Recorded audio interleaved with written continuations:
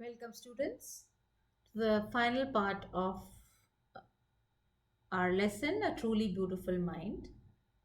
So far, we have learned that Albert Einstein was born on 14th March 1879 in the German city of Ulm. And since childhood, he liked to stay alone and had no friends to play with. His mother thought he was a freak because his head seemed unusually large. He didn't speak until the age of 2.5. When he finally started speaking, he uttered everything twice. He loved mechanical toys and preferred being by himself. The headmaster at a school studied in told his father that no matter what career Einstein would choose, he'd never be successful. His playmates found him boring. He played the violin and later became a gifted amateur violinist. He went to high school in Munich and left the school at the age of 15 because of feeling stifled. He hated the strict rules and demanded more freedom of expression. His parents had moved to Milan and left him in Munich with relatives. He got to continue his education in a city much more liberal than Munich. He was interested in physics and was highly gifted in mathematics. He studied at a university in Zurich. There he fell in love with a young lady named Mileva, whom he felt was a clever creature. At the age of 21, he was a university graduate but unemployed. He worked as a teaching assistant and gave private lessons. He secured a job in 1902 as a technical expert in Bern. And while assisting others, he was also busy finding out his own theories and doing various experiments. In 1905, one of the famous papers was Einstein's special theory of relativity, according to which time and distance are not absolute. He also derived the world's most famous formulae that describe the relationship between mass and energy. Einstein wanted to marry Mileva after finishing his studies, but his mother did not approve of it as she thought Mileva was too old for him and was a book just like him. They finally got married in January 1903 and had two sons. Unfortunately, they divorced in the year 1919. Later, Einstein married his cousin Elsa. The same year, in 1921, he received Nobel Prize for Physics for his relativity theory. Einstein feared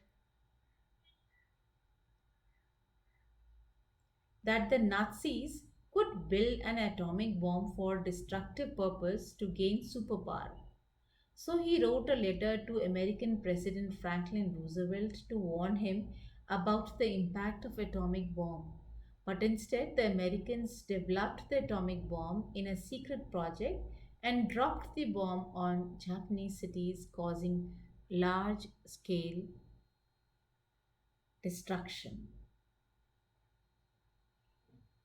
Einstein was shocked and shaken by this bombing when he feared whatever he feared came true.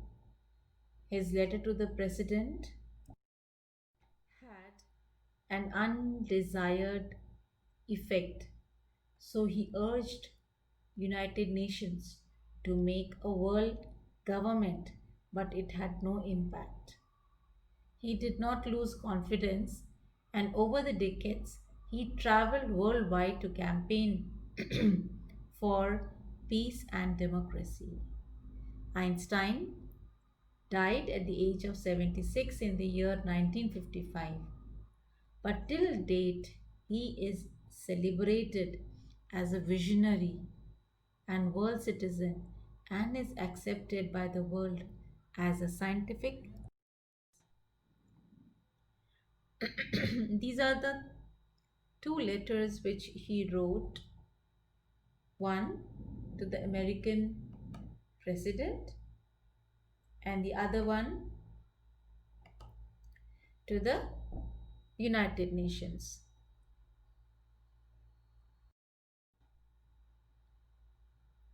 The author in this lesson has beautifully brought the life of Einstein to the surface. The way each incident of his life has been described in perfect chronology makes the biography worth reading. Also, the atomic bomb incident brings to the surface the side of Einstein's character, which is generous, humanly, and considerate. In the excerpt from his biography, an absolute justice has been done to his childhood and days of youth. As the name suggests, the story is about an exceptional mind which came up with amazing inventions. The highlighted theme is intelligence of a man, which was coupled with his wisdom to make him what he was.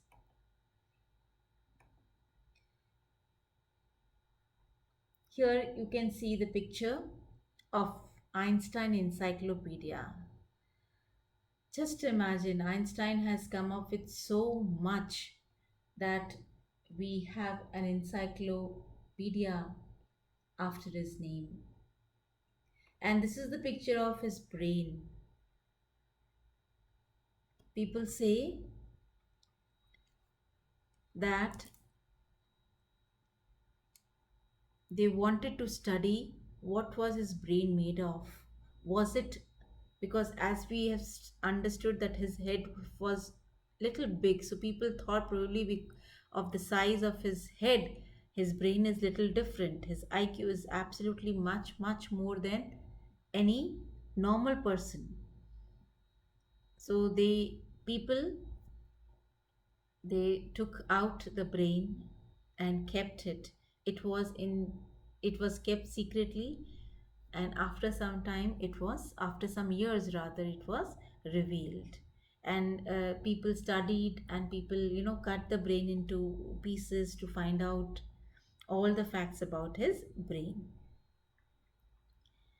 So that's it for, I hope all of you find Einstein interesting. And when we use the synonym genius or Einstein for someone to, as an adjective to describe what kind of a person, you all will agree now.